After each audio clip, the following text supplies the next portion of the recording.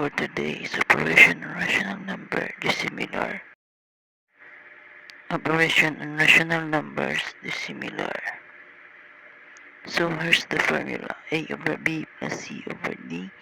B times D, A times D, C times B, and A plus C. Example.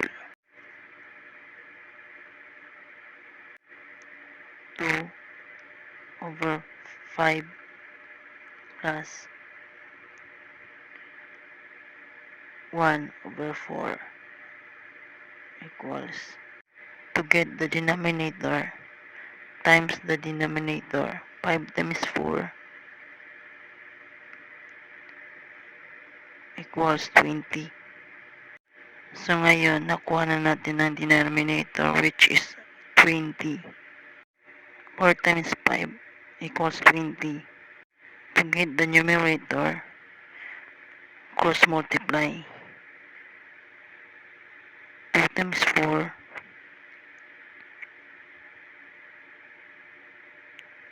8, and 5 times 1 equals 5.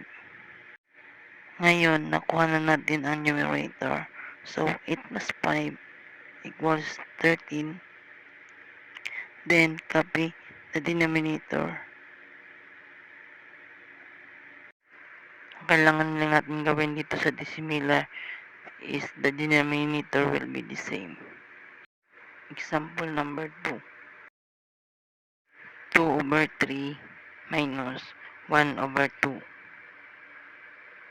Same calculation in example number 1.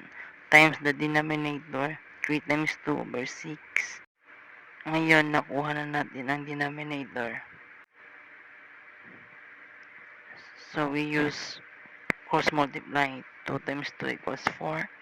3 times 1 equals 3. Equals 4 minus 3 over 6 equals 1 over 6.